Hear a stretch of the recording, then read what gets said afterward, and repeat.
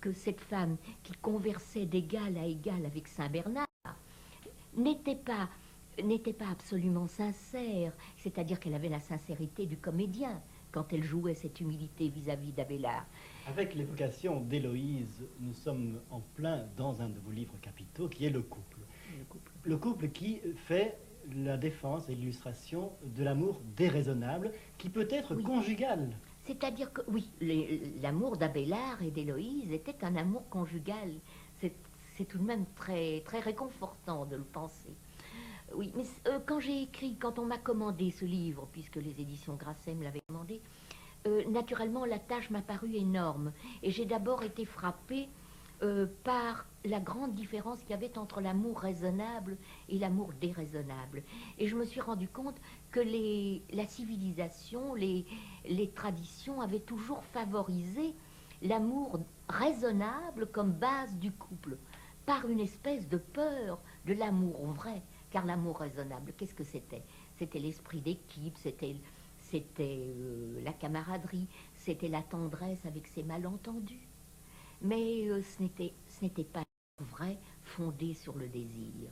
Et alors, j'ai essayé de plaider pour une resacralisation de l'amour et comme base du couple. Car la grande différence entre l'amour raisonnable et l'autre, c'est que l'amour raisonnable est un amour profane et que l'amour déraisonnable,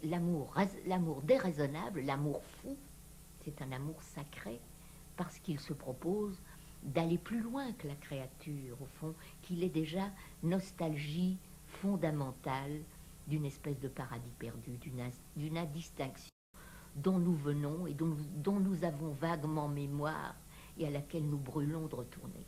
Vous dites qu'il est sacré, vous dites même qu'il est sacral. Il est sacral, c'est-à-dire qu'il communique le sacré, qu'il est un sacrement. Qu'il n'a pas besoin de la caution extérieure d'un sacrement. Il n'a pas besoin, il est sacral par lui-même. Vous dites aussi qu'il est une purification, une catharsis. Une catharsis, c'est une purification au sens grec. Qu'est-ce qui était pur pour les Grecs? Ce qui était sans mélange. Et la purification, c'est, comment dirais-je, séparer tout l'adventisme, tout ce qui s'est ajouté à une chose, pour la réduire à ce qu'elle est essentiellement. C'est ça la purification. C'est en somme le dépouillement. Le dépouillement. Et il y en a deux. Il y a la concrète qui se fait par ablution, qui se fait, n'est-ce pas, une espèce de nettoyage concret. Et il y a un nettoyage au niveau de l'esprit qui est la purification critique. La vraie, la grande, celle de Platon et celle que Diotime va essayer, à laquelle Diotime va essayer d'initier Socrate. Je dis bien essayer, car Socrate dit que cet enseignement est tellement haut qu'il se demande s'il sera capable d'en rendre compte.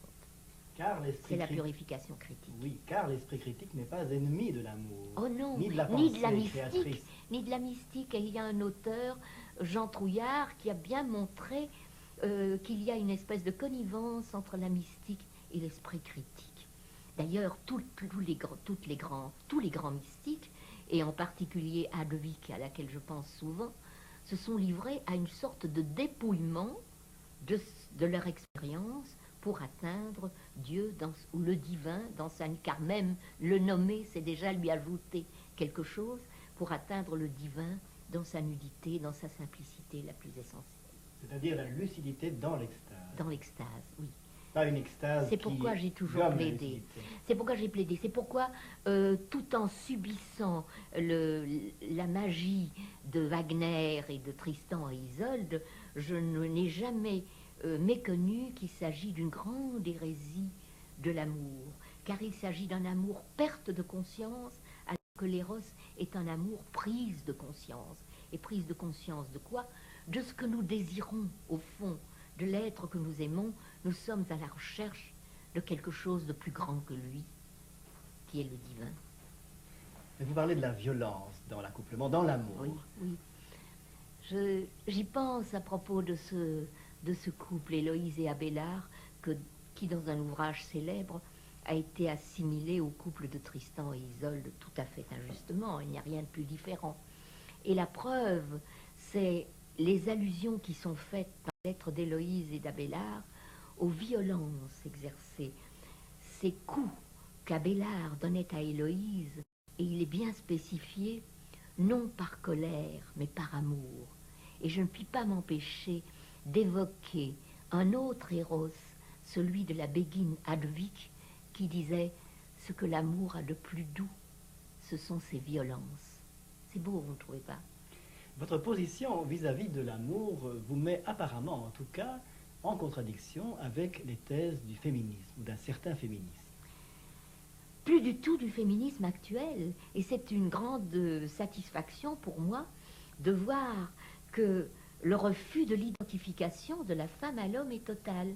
Seulement, peut-être va-t-on trop loin, car le féminisme actuel, s'il refuse cette identification sommaire de la femme à l'homme, s'il défend une certaine féminité ou féminitude, comme il dit d'une façon que je n'aime pas, d'un mot que je n'aime pas fort, il ne fait aucun statut aux autres virtualités que la femme a en elle, et notamment aux virtualités humaines et aux virtualités viriles que la femme porte en elle-même, car il y a en chaque femme du masculin et en chaque homme du féminin. Et la seule façon de poser correctement le problème de l'émancipation de la femme et du statut féminin, c'est de faire place à toutes ces virtualités et de considérer qu'elle n'est pas seulement féminine, mais qu'elle l'est. Il faut autant redouter de l'identifier à l'homme que de l'enfermer dans la féminité. Ce que je pense, c'est que les valeurs viriles ont été surestimées et que la civilisation dans laquelle nous baignons, une civilisation qui a mis en avant les valeurs viriles d'activité, d'agressivité, de compétitivité aux dépens des valeurs féminines d'ouverture, d'accueil, de réceptivité. Or, ce monde qui a de grandes qualités, qui est assez génial, par certains côtés, le monde des grandes découvertes et des voyages interplanétaires, ce monde est aussi celui d'Hiroshima et des camps de Bergen-Belsen. C'est un monde tout de même assez affreux par certains côtés.